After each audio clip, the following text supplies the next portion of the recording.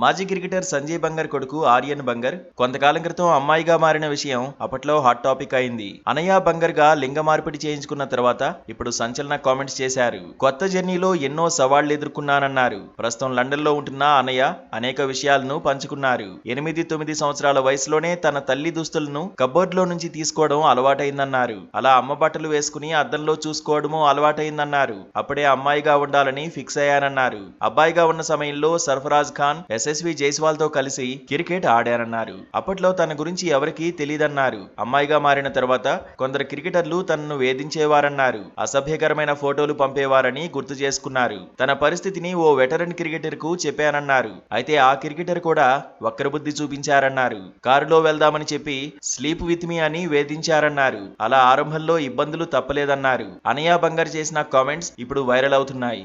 ఇంతకీ sleep with me అన్న ఆ వెటరన్ క్రికెటర్ ఎవరనేది హాట్ టాపిక్.